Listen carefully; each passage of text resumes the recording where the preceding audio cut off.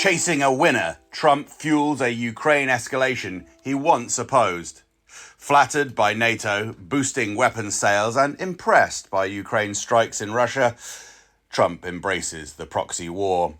By Aaron Maté. Shortly before returning to the White House for a second term, Donald Trump criticised the exiting President Joe Biden for letting Ukraine fire long-range US missiles into Russia. "Why are we doing that?" Trump complained. "We're just escalating this war and making it worse." Just as his campaign pledge of no new wars gave way to a regime change war on Iran, Trump's professed aversion to a US-fueled escalation in Ukraine is no more. At this month's NATO summit in Turkey, Trump and Secretary of State Marco Rubio endorsed Ukraine's drone strikes deep inside Russia. With the Russians finding it more difficult to defend their own airspace, Rubio explained, this will create the space now to negotiate the end of this war. Added Trump, "It's an escalation, but it's also an escalation that could help lead to an end." In embracing his predecessor's policy of escalation, Trump is also parroting its stated rationale. The Biden team repeatedly insisted that putting Ukraine in the best possible position on the battlefield would lead to its best possible positioning at the negotiating table. In reality, the administration took the position that the negotiating table was the worst outcome possible. The goal was to use Ukraine to weaken Russia, which is why the US and its UK junior partner undermined the Istanbul peace talks of April 2022 and pushed Ukraine deeper into the battlefield. This yielded a string of losses, including the failed Ukrainian counteroffensive of summer 2023 and the equally unsuccessful Kursk incursion 1 year later. All the while, Russia has taken control of about 20% of Ukrainian territory. Despite taking office on a vow to end the war, Trump has offered more continuity. The White House spat with Ukrainian President Volodymyr Zelensky was only an interregnum. 1 year ago, last month, Trump secretly authorized the CIA and Pentagon to help design a Ukrainian campaign targeting Russian oil refineries.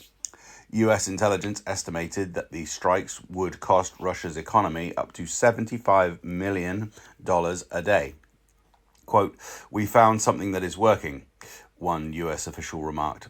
Then in October, Trump quietly resumed the Biden policy he had loudly decried, helping Ukraine fire long-range US-made ATACMS into Russian territory.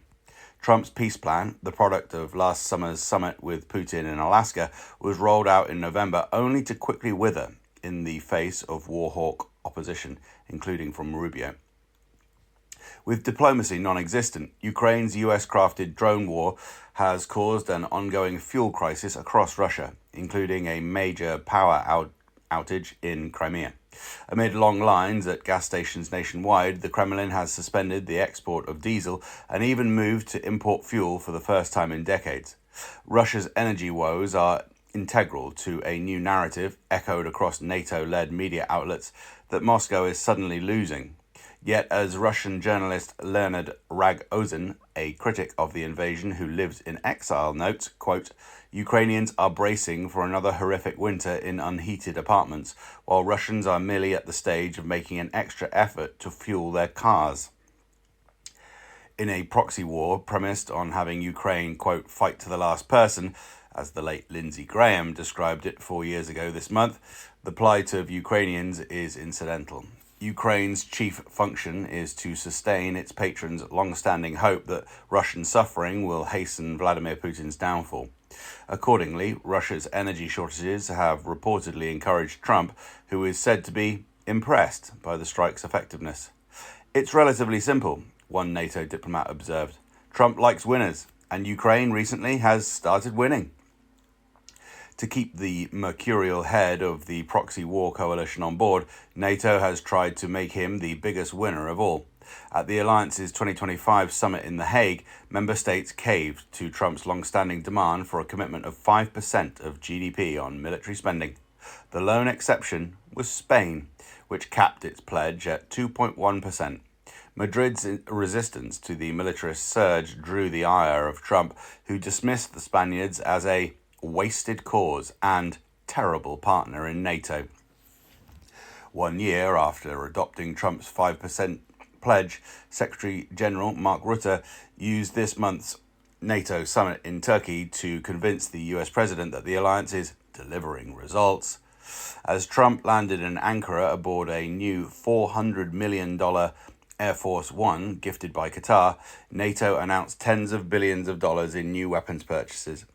Ahead of the summit, Rutte presented Trump with a gold-lettered chart named the Trump Trillion, which showcased the $1.2 trillion in increased military spending since Trump first demanded it in 2017. NATO, Rutte explained, is a power projection platform for the United States. As Trump takes in NATO's obsequious praise, Russian forces continue to devastate eastern Ukrainian regions and press their slow advance. Meanwhile, a different conflict is escalating inside Ukraine, this time between the population and their government.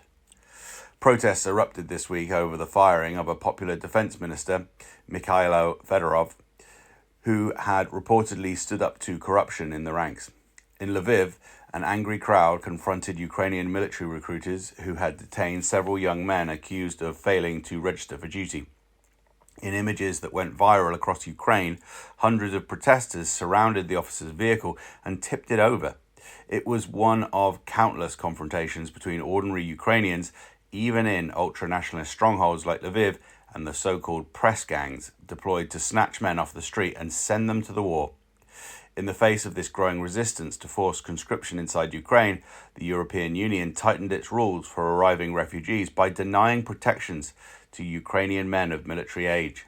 Forced mobilization, lamented former Zelensky spokesperson Yulia Mendel, quote, has turned the war inward, pitting Ukrainian against Ukrainian, eroding the very society we claim to be defending. A military alliance ultimately serving Washington's power projection, as the NATO chief says, is not concerned with defending Ukrainians. So long as arms makers can reap a continued windfall, all while bleeding a major adversary, even a former critic of the Ukraine proxy war like Trump is happy to fuel another escalation.